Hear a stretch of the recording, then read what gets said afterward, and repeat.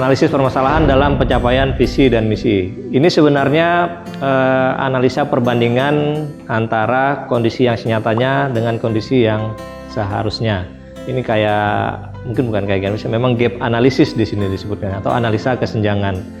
Kondisi yang senyatanya seperti apa dan yang ingin kita capai itu seperti apa.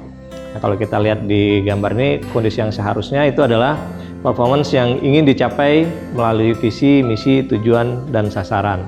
Kemudian kondisi yang ada itulah kondisi yang senyatanya, performance yang berdasarkan data yang ada. Nah, biasanya ini adalah melalui proses yang kita sebut dengan EDM atau evaluasi diri madrasah.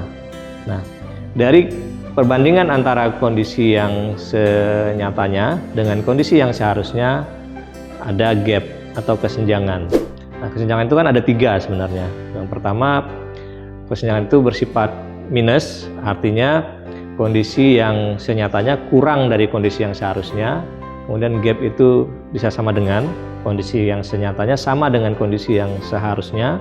Kemudian bisa lebih, kondisi yang senyatanya sama dengan lebih tinggi dari kondisi yang seharusnya. Nah, tiga-tiganya ini kan perlu strategi. Artinya tidak hanya kondisi yang minus saja yang perlu strategi, tapi kondisi yang sama dengan dan plus pun juga perlu strategi. Itu yang perlu kita bedakan. Ya, kondisi yang sama dengan lebih, strateginya apa? Strateginya adalah untuk mempertahankan kondisi yang sudah baik. Sementara untuk yang kondisi yang kurang, nah ini harus kita identifikasi apa permasalahan dan penyebabnya.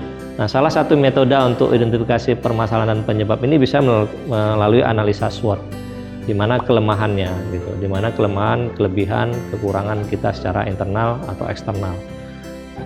Dari situ kita bisa mengidentifikasi apa yang menjadi penyebab dari gap itu.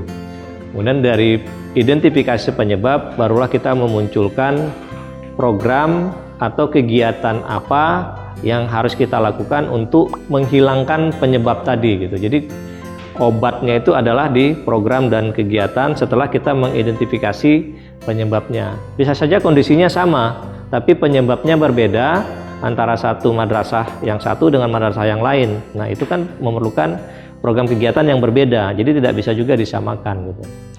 Nah, itu yang perlu diidentifikasi oleh masing-masing madrasah. Identifikasi dulu apa penyebabnya, kemudian baru direkomendasikan apa program kegiatan yang akan dilakukan untuk menghilangkan penyebab itu. Nah, baru setelah itu kita identifikasi berapa dana yang dibutuhkan untuk melaksanakan program dan kegiatan itu. Nah, kalau program kegiatan itu dananya terbatas, nah itu yang harus dilakukan prioritisasi.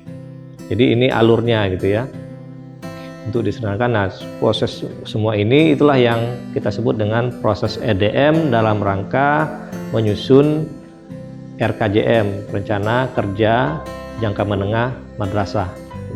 Ini juga bisa dilakukan untuk tahunan, tapi harusnya mulai dari yang 4 tahunan, yang dari rencana strategik tadi.